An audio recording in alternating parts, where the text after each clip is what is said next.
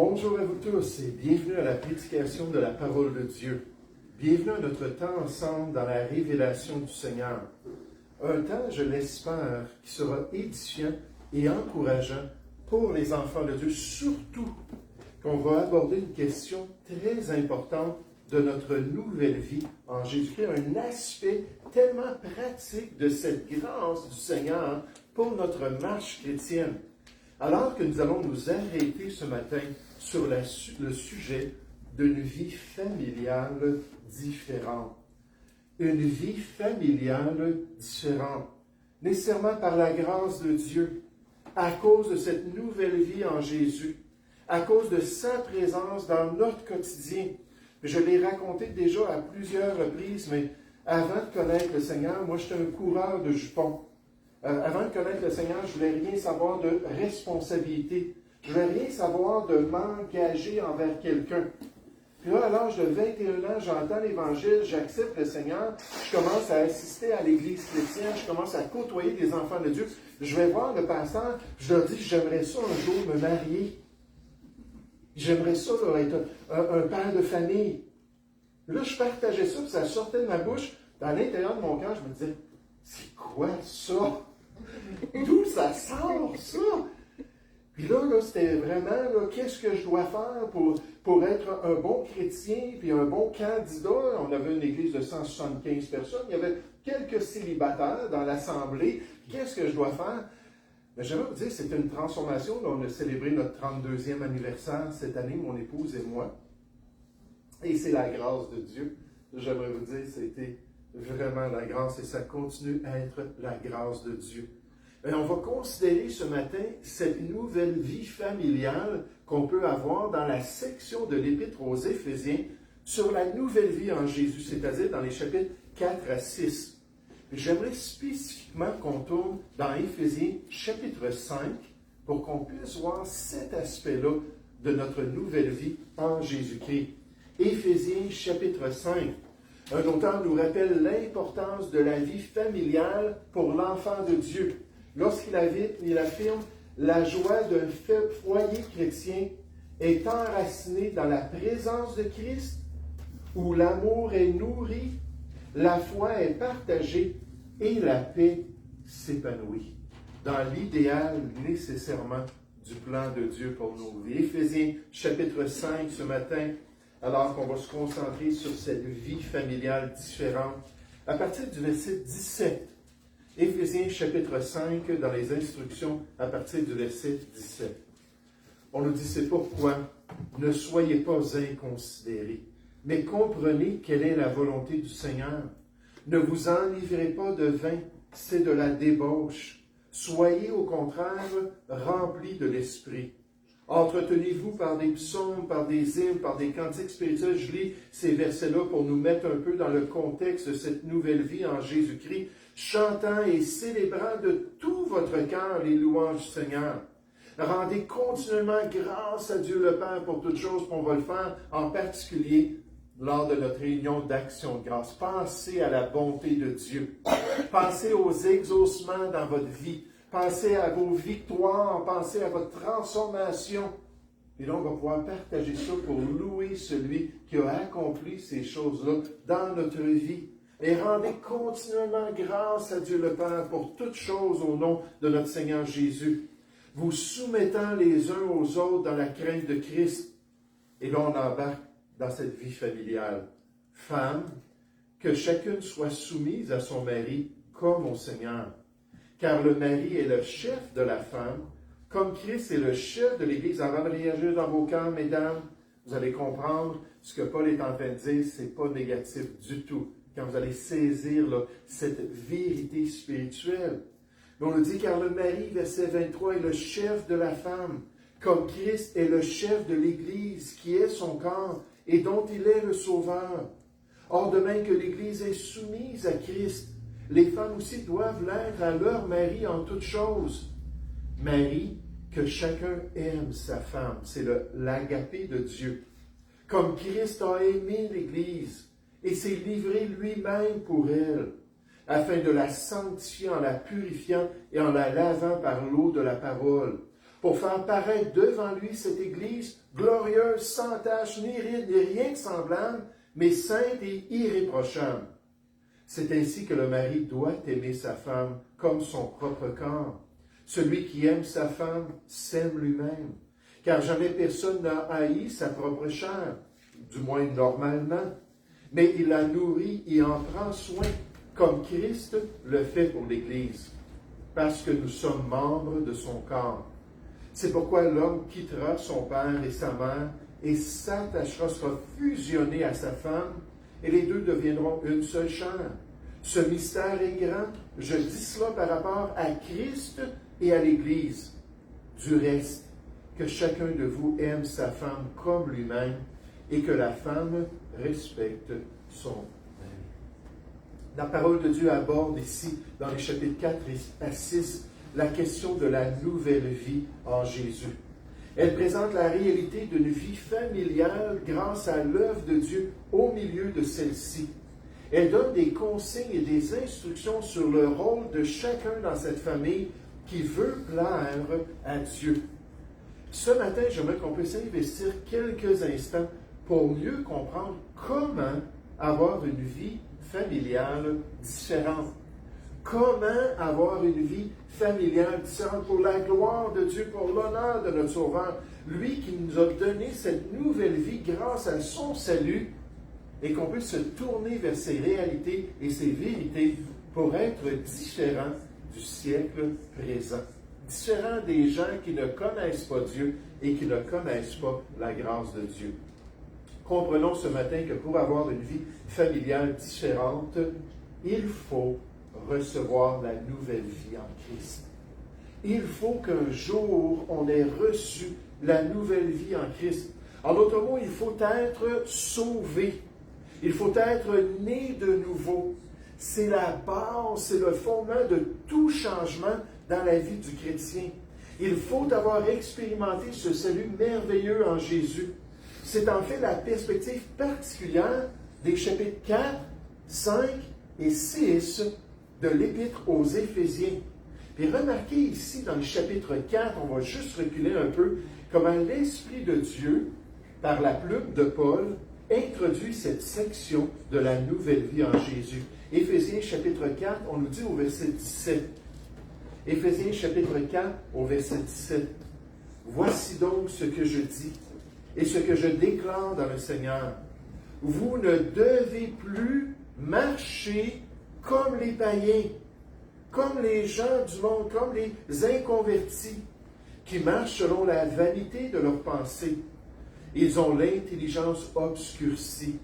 Ils sont étrangers à la vie de Dieu, à cause de l'ignorance qui est en eux, à cause de l'endurcissement de leur cœur, ayant perdu tout sentiment, toute conscience morale. C'est ce que le mot sentiment veut dire ici.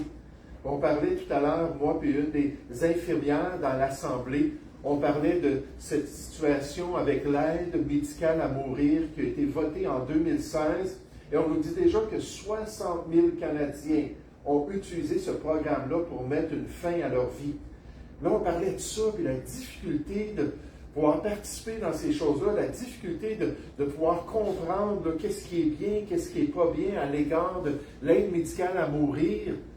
Et l'éthique morale, c'est toujours difficile, surtout dans une société qui est encore plus loin dans son immoralité, qui a perdu des valeurs de base dans la vie.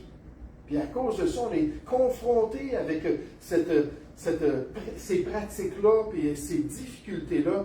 On nous dit des inconvertis ayant perdu tout sentiment. Ils se sont livrés au dérèglement, plus de règles, plus de structure, plus de limites, pour commettre toute espèce d'impureté jointe à la cupidité. Mais remarquez le verset 20. On nous dit, mais vous, en contraste, en tant que chrétien, comme nouvelle créature en Christ, ce n'est pas ainsi que vous avez appris Christ, si du moins vous l'avez entendu, et si conformément à la vérité qui est en Jésus, c'est en lui que vous avez été instruits à vous dépouiller par rapport à votre vie passée. Parce que vous avez une vie passée. Vous avez la vie d'autrefois avant votre salut. Vous êtes différent par nature à cause de ce que vous avez reçu en Jésus-Christ, différent des gens qui vous entourent.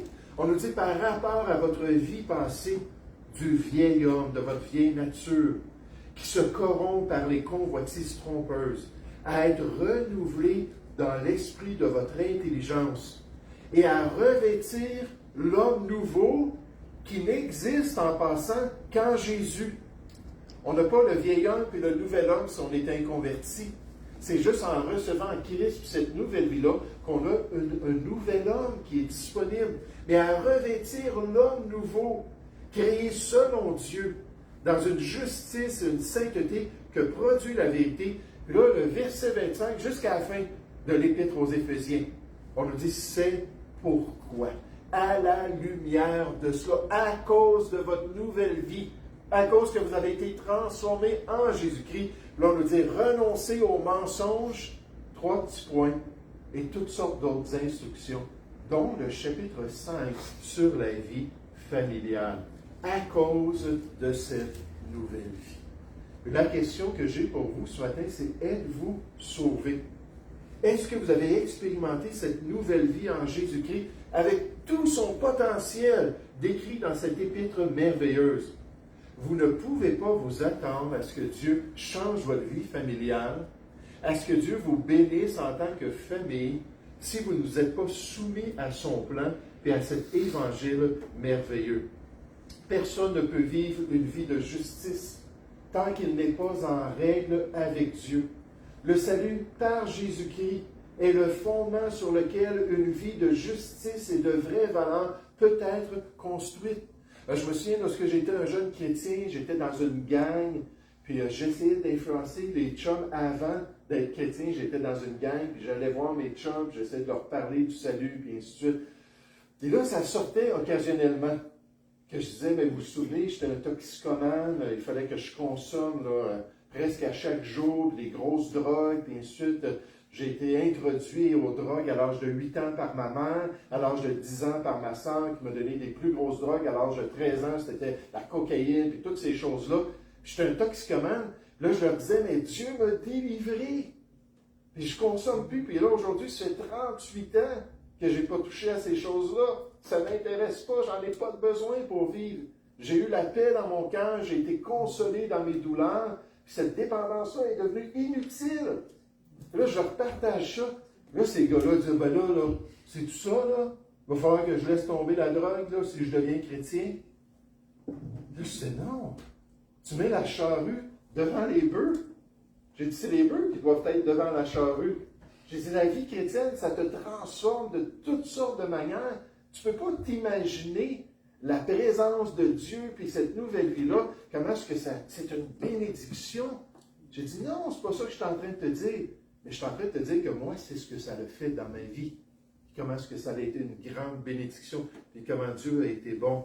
Mais est-ce que c'est la réalité dans votre vie? Est-ce que vous savez, comme notre sœur nous l'a partagé tout à l'heure, est-ce que vous savez que vous êtes devenu un enfant de Dieu?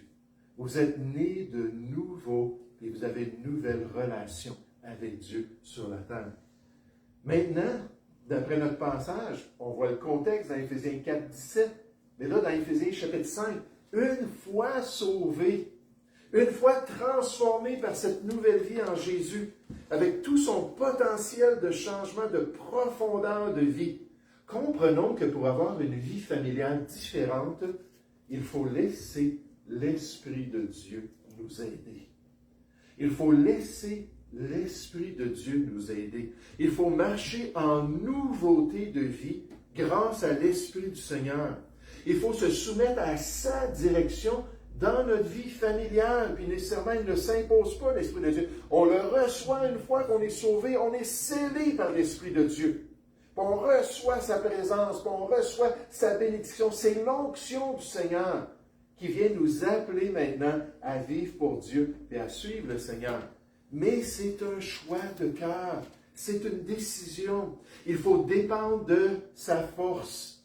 Il faut dépendre de son amour, comme on le voit dans notre verset ce mois-ci. Il faut dépendre de sa sagesse pour rendre notre famille tout ce que Dieu désire qu'elle soit. Voyez-vous, Dieu désire grandement que notre famille le glorifie ici-bas. Il veut que notre relation conjugale, que notre relation familiale soit un témoignage d'une force, d'une puissance transformatrice de l'Esprit de Dieu parmi les autres, de cette force merveilleuse pour le chrétien. Un foyer chrétien est le terreau où le témoignage de Christ s'épanouit, où la foi est transmise, l'amour est démontré et la vie pieuse devient l'expression naturelle de la vie quotidienne. Nécessairement, encore une fois, ça c'est l'idéal de Dieu. C'est à quoi on doit tendre alors qu'on grandit en grâce, alors qu'on grandit dans la connaissance de notre Dieu, alors qu'on laisse son esprit se manifester en nous.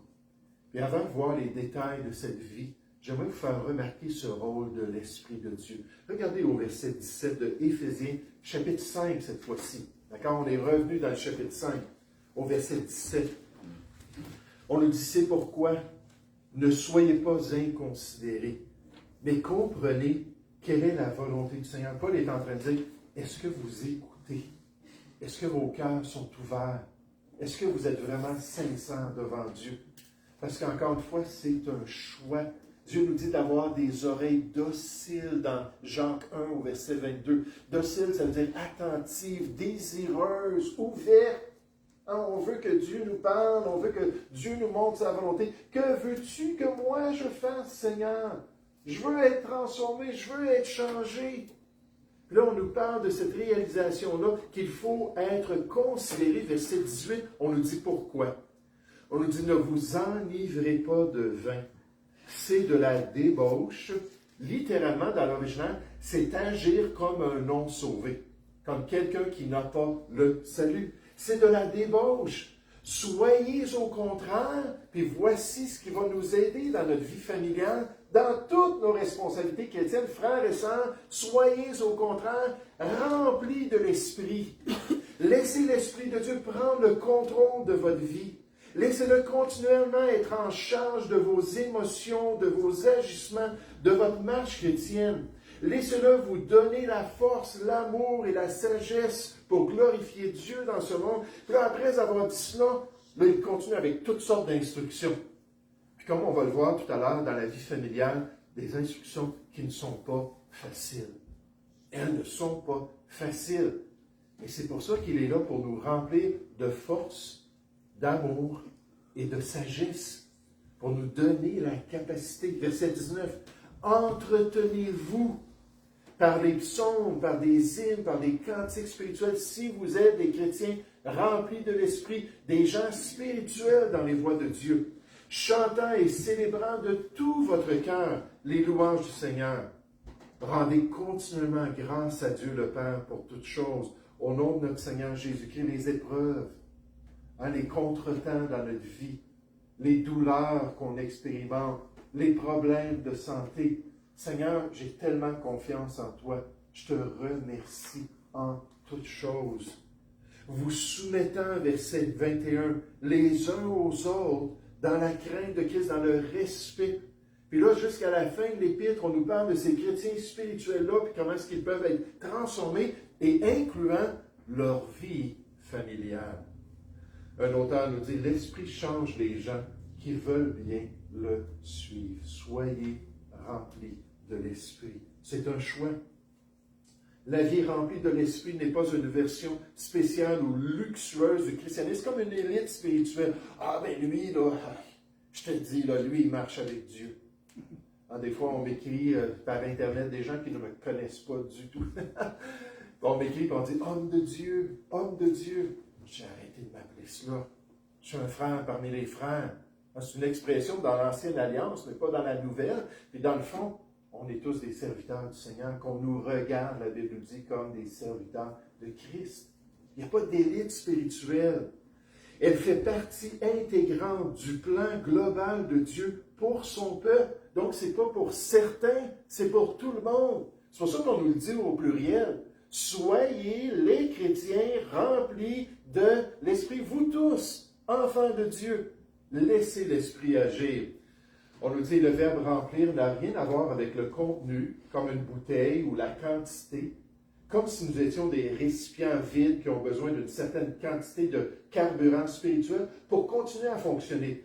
Dans la Bible, remplir signifie être contrôlé par quelque chose. Par exemple, on présente dans le Nouveau Testament des gens qui étaient remplis de colère. On nous présente des gens qui étaient remplis d'envie, remplis de convoitise. Puis toutes ces émotions fortes-là de leur cœur faisaient qu'ils agissaient de telle et telle manière parce qu'ils se laissaient contrôler. Il n'y a rien de mauvais avec la colère, par exemple. Mais la Bible nous dit, si tu te mets en colère, Éphésiens 4, verset 26, dans nos grands chapitres de transformation, on dit ne pêche point, ne fais rien de mal parce que tu es en colère. Contrôle ta colère, maîtrise-toi.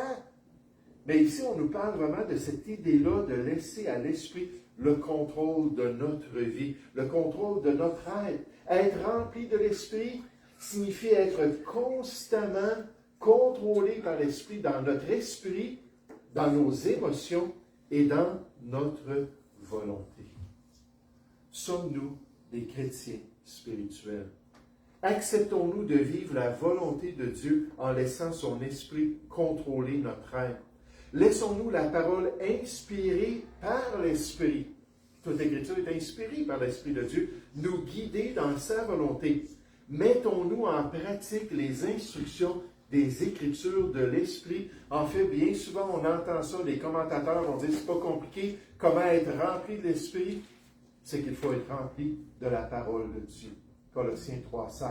Laissez la parole de Dieu nous dicter ce que l'Esprit nous a donné comme instruction, comme on va le voir dans nos rôles familiaux, nos rôles conjugaux familiaux, comment est-ce qu'il faut se conduire, puis être prêt à suivre le Seigneur pour accomplir sa volonté. Georges était un homme qui luttait depuis des années avec l'alcoolisme. Son combat avec sa dépendance affecta profondément sa relation avec sa chère épouse. Et que j'ai compassion. Compassion pour les épouses, c'est souvent les épouses, ça peut être l'époux aussi, mais qu'il y a un conjoint qui est alcoolique. Et que c'est difficile, que c'est pénible. Beaucoup de souffrance. Mais on dit ici qu'il était un père insoucieux et dur même avec ses enfants. Donc, ce n'était pas juste son épouse. Mais tout cela changea lorsqu'il donna sa vie à Christ. Rapidement après sa conversion, non seulement il fut libéré de sa terrible dépendance, mais sa vie de famille changea radicalement.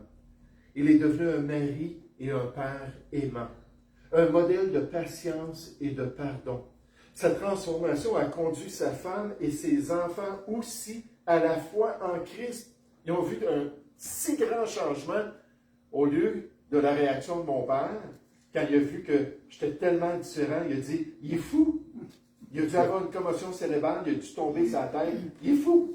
Il ne voulait pas accepter, même jusqu'à son dernier souffle, que non seulement moi, mais après ça ma mère, qui a accepté le Seigneur. Puis après ça, ma sœur, on est juste 2 enfants, qui a accepté le Seigneur, puis qu'elle était en soins palliatifs, puis il était en train de mourir, on plaidait avec lui.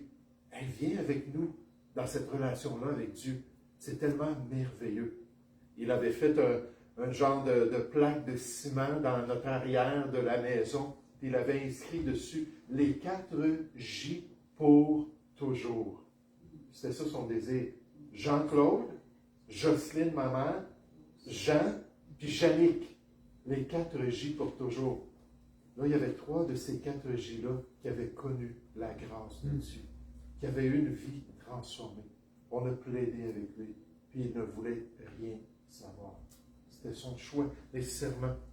Mais sa transformation a été tellement grande qu'elle a même conduit son épouse et conduit ses enfants à Christ. Leur foyer, autrefois marqué par le chaos et par de grands conflits, est devenu un lieu de paix, de joie, un témoignage de la puissance, de la grâce salvatrice de Dieu à l'œuvre dans leur vie. Et ça, il y en a plein de témoignages comme ça à travers l'histoire chrétienne. Plein de témoignages de tout ce potentiel-là de transformation de vie. Et pourquoi est-ce que ça avait changé dans sa famille? Parce que l'Esprit de Dieu était maintenant à l'œuvre. Il pouvait le transformer. Il pouvait attendrir son cœur. Il pouvait manifester sa force, son amour, sa sagesse. Quel contraste, puis quel potentiel, puis quelle grâce merveilleuse. Mais encore une fois, avant de rentrer dans les instructions pour la famille, je veux juste savoir, est-ce que vous marchez par l'Esprit de Dieu? Est-ce que vous êtes rempli de l'Esprit de Dieu? Dieu dit non, ce n'est pas des imitations du monde avec l'ivresse qui vont combler votre cœur. Il dit, c'est pas ça. Il dit, soyez remplis de l'Esprit. Puis en 38 ans que j'ai cessé toute consommation, j'aimerais vous dire, j'ai eu une vie chrétienne merveilleuse, heureuse, joyeuse. Je n'ai pas eu besoin de médicaments là, pour mes Antilles. Je n'ai pas eu besoin de quoi que ce soit. Ça, c'est vraiment Dieu qui a pris une loque humaine. Je vais vous dire, à l'âge de 21 ans, quand je suis rentré dans cette assemblée-là chrétienne, j'avais l'air d'une loque humaine. J'avais l'air d'un mort vivant. Un consommateur de grosses drogues qui avait ruiné sa santé. Quand je suis arrivé, j'avais plus d'espoir. Et là, Dieu est venu toucher ma vie et a transformé ma vie. Et est-ce que vous marchez par l'Esprit de Dieu? Est-ce que vous dépendez de lui? Donc, maintenant, les instructions pour la famille. Une fois sauvé, une fois spirituel, rempli de l'Esprit, comprenons ce matin que pour avoir une vie familiale différente, il faut que chaque membre prenne sa place légitime. Il faut que chaque membre prenne sa place légitime. Le succès dans la famille chrétienne dépend en partie des rôles que Dieu a confiés à chacun. Il dépend de notre soumission à ces rôles particuliers pour chacun. Le rôle du mari et du père, le rôle de l'épouse et de la mère, le rôle de l'enfant sous l'autorité parentale.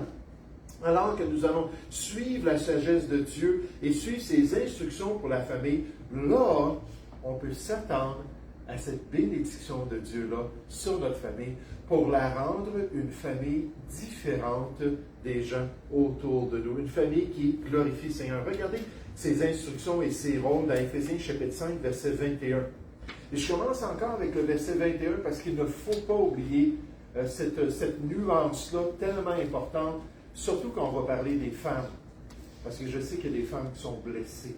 Je sais qu'il y a des femmes qui n'ont plus confiance. Je sais qu'il y a des femmes qui ont été trahies par leur conjoint, par leur chum, et ainsi de suite. Et ça commence au verset 21. Dans cette nouvelle vie-là, avec l'Esprit de Dieu, on nous dit, vous soumettant les uns aux autres dans la crainte de Christ. Donc, peu importe c'est quoi nos responsabilités et nos rôles, il y a toujours cet esprit d'humilité-là chez les chrétiens, où on apprend les uns des autres, où on écoute ce que les autres ont à dire, où on est prêt à faire les concessions nécessaires. Mon pasteur disait toujours à tout critique, il y a certainement un brin de vérité. Des fois, les critiques sont inventées, des fois, les critiques sont fausses, mais il dit souvent, il y a un petit brin de vérité. À chaque fois qu'on entend quelque chose, on devrait se dire, mais Seigneur, qu'est-ce que j'ai à apprendre?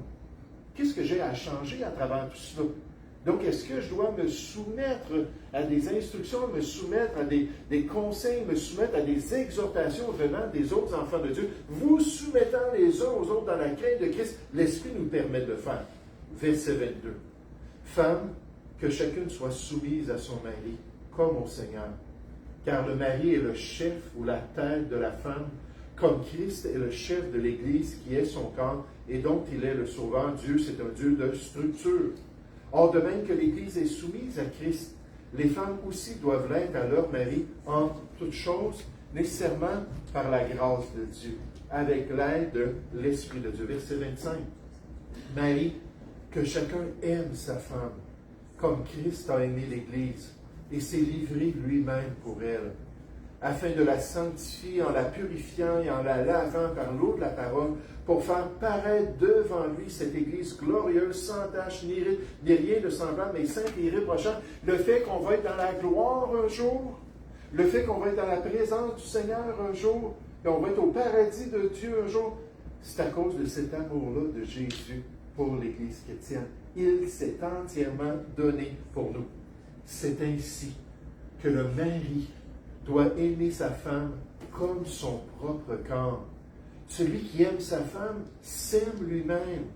Car jamais personne n'a haï sa propre chair, mais il la nourrit et en prend soin comme Christ le fait pour l'Église, parce que nous sommes membres de son corps. C'est pourquoi l'homme quittera son père et sa mère, s'attachera à sa femme, et les deux deviendront une seule chair. Donc, aimer son épouse, dans le fond, on est unis tellement de toutes sortes de manières, dans notre âme, dans notre corps, dans notre esprit, qu'on est en train de s'aimer nous-mêmes. Verset 32, ce mystère est grand. Et je dis cela par rapport à l'Église, à Christ et à l'Église. Du reste, que chacun de vous aime sa femme comme lui-même, et que la femme respecte son mari. Donc, c'est la conclusion, c'est le résumé, c'est le punch spirituel. Dans le couple chrétien, l'amour d'un mari pour son épouse et le respect que l'épouse a pour la position de son mari. Pas pour son mari, pour la position de son mari. C'est comme dans n'importe quoi d'autre. Les policiers, je ne sais pas s'ils sont des bons policiers ou non, qui vont faire en sorte qu'on respecte la position de policier, les autorités, les personnes à l'école, peu importe les contextes dans notre vie, c'est à cause du rôle que la personne a qu'on doit respecter. On apprend ce matin que l'épouse doit se soumettre à son mari. Comme en passant, chaque chrétien doit se soumettre à la structure d'autorité qu'il a dans sa vie. On se souvient du verset 21. La soumission ici n'est pas l'obéissance. Dans le sens de l'obéissance d'un soldat à un sergent, ou de l'obéissance d'un enfant à ses parents, selon le sens du mot « obéir » dans les temps bibliques. On va le voir tout à l'heure quand on va parler des enfants. Là, le mot « obéir » est là, mais le mot « soumission », c'est un autre complètement. Le mot « obéir », c'est un terme militaire d'une obéissance à une autorité supérieure. Littéralement, le mot « obéir », ça veut dire « entends l'instruction, puis vas-y, va accomplir ce qu'on te demande de faire ». Ça, c'est la relation parent et enfant avec nuance et avec sagesse. Mais là, on ne parle pas du tout de ça pour la femme. La soumission de l'épouse décrit un choix de cœur envers Dieu.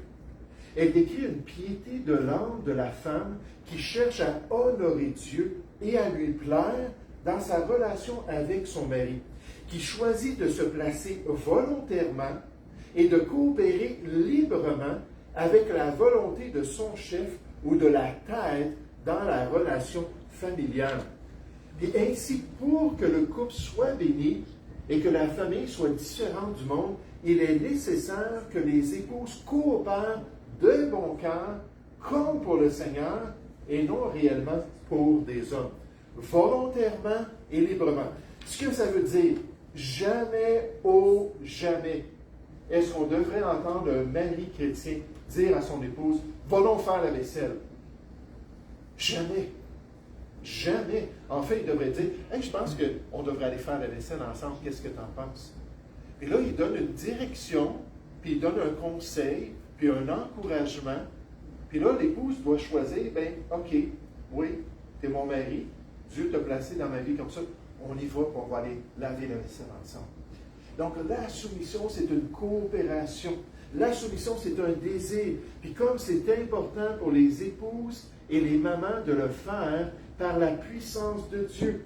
Et c'est pour ça qu'on dit, femmes, que chacune soit soumise, décidez, choisissez d'être soumise à votre mari comme au Seigneur. Pour pouvoir faire un front commun, pour pouvoir marcher ensemble devant les enfants, pour pouvoir aider les enfants à accepter que les parents s'aiment. Quelqu'un a dit, la meilleure chose qu'un mari peut faire pour ses enfants, c'est de bien coopérer avec son épouse, et vice-versa. De faire ce front commun-là, rempli d'amour, et rempli d'humilité, pour pouvoir marcher ensemble, puis aider les enfants à voir que papa et maman, là, sont OK. Papa et maman marchent ensemble et vont de l'avant. Mais de même, dans notre passage, on a parlé de la femme. On apprend dans notre texte que les maris et les pères doivent être prêts à tout faire pour être une bénédiction pour leur épouse et par conséquent pour leur famille. Des maris qui sont des serviteurs consacrés à combler les besoins de leur épouse, toutes sortes de besoins. Des maris qui marchent dans l'amour d'un sacrifice qui les porte à prendre soin de leur couple et prendre soin de leur famille. Ça, c'est l'intensité Ça, c'est ce que Dieu s'attend. Le prix que le mari devrait être prêt à payer. Et imaginez pour les femmes chrétiennes, les épouses, qu'un mari comme ça qui arrive à la maison, malgré ses imperfections, malgré ses problèmes, mais qui est là, qu'est-ce que je peux faire pour te rendre heureuse? Qu'est-ce que je peux faire pour t'aider à être épanouie dans ta vie? Là, qui vient avec cet esprit-là, et même qui serait prêt à mourir. Hein, on a un accident de tout. On est en train de se noyer dans le lac. Je chante mon épouse. Puis je vais tout faire pour qu'elle survive. Si moi je meurs, c'est pas grave.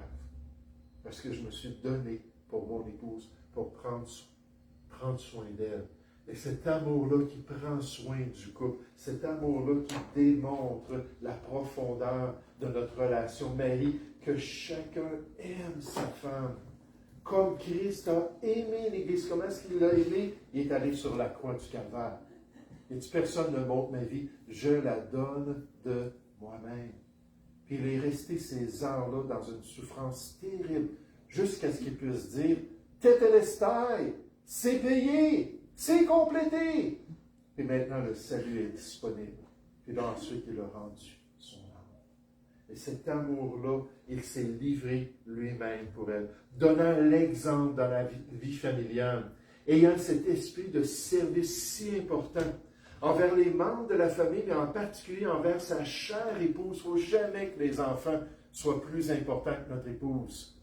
Il ne faut jamais qu'ils viennent se placer entre nous et notre épouse. C'est pour ça que des fois, je vois des photos, puis on voit le papa et la maman, puis je pense tout à l'heure, j'en ai une photo comme ça, puis les enfants entre les deux. Et oui, c'est beau, puis oui, on comprend, bien sûr. Mais pratiquement parlant, dans les priorités, ça devrait être papa et maman et les enfants autour. Parce que savez-vous quoi? Nous, après 32 ans, on a vu ça. Les enfants ne restent pas en permanence. On quitte son père et sa mère, puis on va s'attacher dans une nouvelle relation, puis on part une nouvelle famille. On va toujours être là pour nos enfants, puis on va toujours les aimer, mais ils sont secondaires. Vous savez, le temps où le divorce est le plus prévalent dans les relations conjugales, c'est le temps où les enfants rentrent dans la famille, où ils ont leur premier bébé, qui souvent amène beaucoup de pression, puis là, ça brise, malheureusement, ou c'est le temps où les enfants quittent la famille. Puis là, on a développé toutes nos relations autour des enfants, au lieu d'investir dans le couple, puis de vraiment s'aimer de tout cœur, puis être une bénédiction pour les enfants. Mais glorifiant ainsi Dieu, en rappelant le genre d'amour, de sacrifice que Jésus a eu pour son Église. Puis enfin, dans ces rôles qui aujourd'hui disparaissent rapidement dans notre société, les enfants doivent apprendre à obéir à l'autorité parentale. Ils doivent apprendre à obéir pour que Dieu nous bénisse, pour qu'il y ait de l'ordre et de la paix dans les relations familiales, pour que la famille soit différente de la folie qu'on voit aujourd'hui dans le siècle présent. Puis comme c'est triste que même les autorités, des fois, viennent s'immiscer dans la relation familiale, puis empêchent les parents d'avoir ce rôle-là, puis la famille d'être unie ensemble, alors qu'ils saisissent peut-être la rébellion de l'adolescence pour enflammer des désirs et des passions qui détruisent les relations familiales. Regardez dans Éphésiens chapitre 6, toujours dans nos 3 chapitres, sur la nouvelle vie au verset 1, Éphésiens chapitre 6, comme c'est une bénédiction d'avoir, comme notre sœur, connu le Seigneur dans sa tendre jeunesse, puis là, d'avoir eu la grâce de se soumettre à des gens imparfaits comme les parents. Mais d'avoir la grâce de respecter, d'honorer, ça dit enfants, obéissez. Puis là, c'est le fameux mot militaire. Obéissez à vos parents. Entendez l'instruction, entendez la volonté de vos parents, puis allez, mettez-les en pratique. Vivez selon ce qu'ils vous disent, comme de bons soldats sous les ordres d'un commandant, mais par la grâce et la puissance de Dieu. Enfin, obéissez à vos parents, selon le Seigneur, car cela est juste. Honore ton père et ta mère. Dieu a parlé de ça dans les 10 commandements dans l'Ancien Testament. Ça a été le premier commandement. Il a dit, et en passant, si vous obéissez à ça, moi, ma main là, va s'étendre sur votre vie, puis vous allez avoir une vie heureuse. parce que vous acceptez d'honorer des gens tellement imparfaits, mais des gens que moi j'ai mis dans votre vie. Honore ton père et ta mère. C'est le premier commandement avec une promesse, afin que tu sois heureux et que tu vives longtemps sur la terre. Dieu bénit les enfants obéissants. Il leur donne la joie d'être obéissants. Il leur donne la paix pour pouvoir honorer les parents. Puis là, on nous dit, vous, père, n'irritez pas vos enfants, mais élevez-les en les corrigeant et en les instruisant selon le Seigneur. Et l'Esprit répète exactement la même chose dans l'Épître aux Colossiens. Dans Colossiens 3, au verset 20, on nous dit, enfants, obéissez en toutes choses à vos parents. Entendez, mettez en pratique, soyez obéissants. Car cela est agréable au Seigneur, car cela est agréable dans la société. Quand les familles fonctionnent bien ensemble, quand il y a de l'unité, de l'harmonie, de l'amour, de la paix, la société est totalement différente. On n'aura pas besoin d'entendre tous les crimes qui se font, on n'a pas besoin d'apprendre toutes les folies qui sont pratiquées, puis tous les drames, terribles les drames que les familles vivent aujourd'hui. Si seulement on suivait ces instructions-là, encore une fois, père, n'irritez pas vos enfants, de peur qu'ils ne se découragent. Wow! Comme c'est nécessaire d'avoir le soutien du Seigneur pour avoir une vie de famille différente. Comme ça prend son soutien et sa direction pour être vraiment béni en tant que famille chrétienne. Comme on a tous besoin de se tourner vers lui, de laisser son esprit nous remplir de cette force, de cet amour et de cette sagesse pour accomplir tous les aspects de notre responsabilité envers les autres, pour être différents. Alors, en terminant, qu'est-ce qu'on a appris ce matin? Pour avoir une vie familiale différente, mais pour d'autres aspects de notre vie, ça prend la nouvelle vie en Jésus. Jamais quelqu'un d'inconverti n'est encouragé dans la Bible à suivre les instructions de Dieu. Jamais est-ce qu'on lui dit que c'est son rôle ou sa responsabilité, mais on lit cela comme dans ce passage-là à la réalité d'une nouvelle vie, la réalité d'un nouveau cœur en Jésus-Christ. Mais de même, si nous sommes sauvés, il faut laisser l'Esprit nous aider. Il faut laisser l'Esprit de Dieu nous contrôler, utiliser notre langue, utiliser nos pensées, utiliser nos mains, notre conduite, notre marche ici-bas. Il veut être au contrôle. Soyez donc remplis de l'Esprit. En passant, c'est un impératif présent, c'est-à-dire continuellement. Pas juste quand on vient à l'Église. On vient à l'Église, on se prépare, moi je le sais en tant que pasteur, là, je mets un beau sourire sur mon visage. Des fois, je vis des douleurs, des fois, je suis découragé, des fois, je ne viens pas à l'Église pour partager cela. Je viens à l'Église pour être une bénédiction. Là, j'arrive à l'Église, puis là j'ai prié, puis j'ai dit, Esprit de Dieu, remplis-moi. Esprit de Dieu, utilise-moi. Esprit de Dieu, manifeste-toi. Là, on vient à l'Église, mais après l'Église, c'est le lundi. Est-ce qu'il faut être rempli de l'Esprit le lundi? Encore plus. Ah oui, il faut être rempli de l'Esprit au travail, il faut être rempli de l'Esprit dans notre famille, il faut être rempli de l'Esprit dans nos autres responsabilités. Le laisser, Dieu nous donne un commandement, mais c'est un temps passif dans l'original. Qu'est-ce que ça veut dire, un impératif passif? C'est-à-dire, laisse-le faire. L'Esprit ne nous remplit pas si on ne lui donne pas la permission. Laisse donc continuellement l'Esprit te remplir. J'aimerais vous dire, c'est transformateur. L'Esprit est là, puis il agit, 2 Corinthiens 3, verset 18, pour nous amener de plus en plus à l'image de Jésus-Christ, pour qu'on puisse de plus en plus le glorifier. Puis après ça, dans ces rôles particuliers de la famille chrétienne, on doit prendre notre place. On doit accepter que, oui, je vais me soumettre à cet homme-là. Et on doit accepter, oui, je vais me soumettre à ces parents-là. Puis on doit accepter, oui, je vais aimer mon épouse et mes enfants à ce point-là. Si on pratique ces choses-là, je vais vous dire, Dieu va nous bénir. Il va faire de notre famille une famille différente. Nous allons prier ensemble. Oui, Père Céleste, j'aimerais te louer, j'aimerais te remercier pour l'attention de tes enfants. Seigneur, quel beau passage que nous avons vu ce matin, quelle section de l'Épître aux Éphésiens qui est tellement pratique. Si nous ne marchons plus comme les gens du monde, si nous ne marchons plus comme les inconvertis, mais si nous sommes prêts à nous revêtir de cette nouvelle vie-là, et plus tard, comme on le voit, d'accepter l'aide de l'Esprit de Dieu.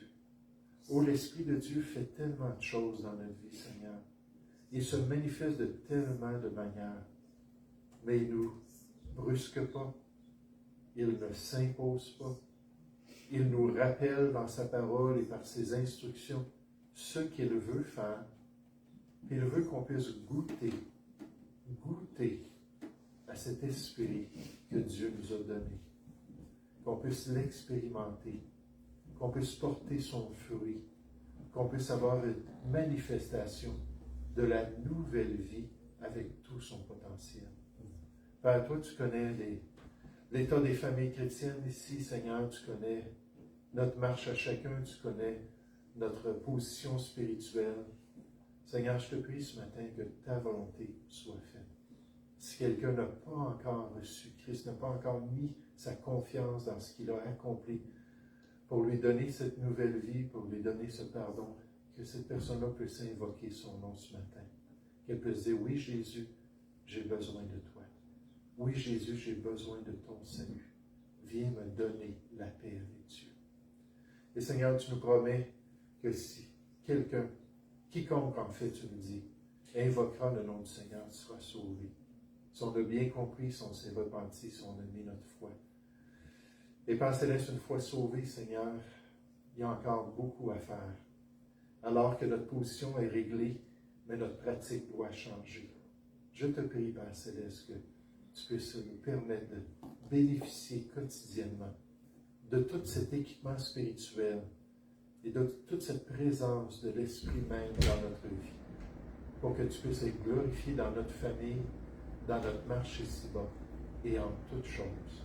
Seigneur, nous te prions au nom du Seigneur Jésus. Amen. Je vais vous demander de vous lever, s'il vous plaît. Anne, oui, s'il vous plaît. Et on va tourner dans notre petit recueil, dans le Louer Dieu, au numéro 117.